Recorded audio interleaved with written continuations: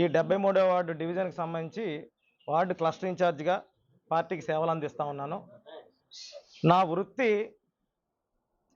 ఏదైతే ఉందో, నేను సివిల్ ఇంజనీర్ని. నా వృత్తి బిల్డింగ్ కన్స్ట్రక్షన్ చేయడం, నా ప్రవృత్తి తెలుగుదేశం పార్టీకి సేవ చేయడం.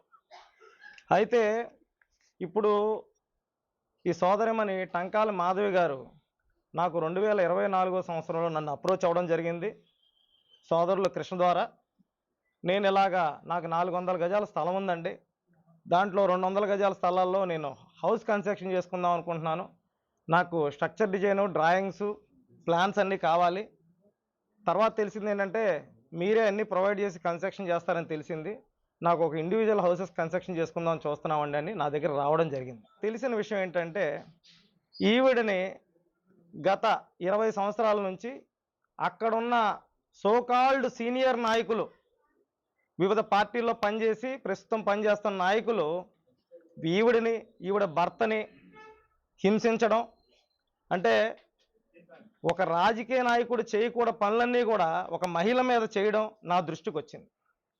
ఆ టైంలో వియ్యపు తాతారావు, ఈ మురబాక అనురాధ, ఇంకొక వియ్యపు రమేష్ అనే కుర్రోడు, ఇంకొక 4-5 వ్యక్తులు వచ్చి ఇక్కడ ఎలా కడతారు, మీకు ఎవరిచ్చారు రైటు, ఎవరిచ్చారు హక్కు అంటే మేము అప్పుడు ఎక్స్ప్లెయిన్ చేయడం జరిగింది. అక్కడ ప్లాన్ అప్రూవల్ ఉంది, ఇవిడికి బ్యాంక్ లోన్ శాంక్షన్ అయింది, అంతా పర్ఫెక్ట్గా ఉంది, హౌస్ కన్స్ట్రక్షన్ చేయడానికి తప్పేముందని ఆ వ్యక్తిని, ఎవరైతే వియ్యపు తాతారావు ఉన్నాడో ఆ వ్యక్తిని నేను ప్రశ్నించడం జరిగింది.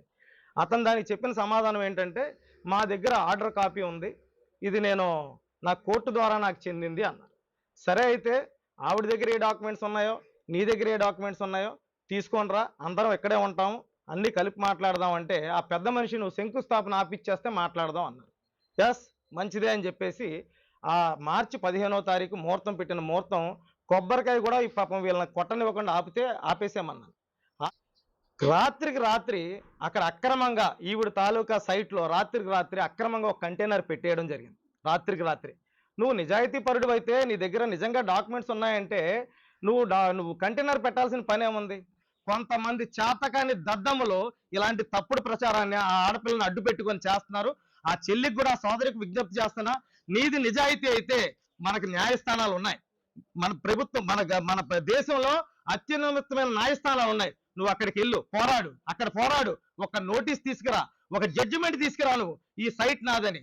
బాంచత్ మేము కూటమి నాయకుడిగా నేను చెప్తున్నా, తెలుగుదేశం పార్టీ నాయకుడిగా మేము నీకు హ్యాండ్ ఓవర్ చేస్తాం.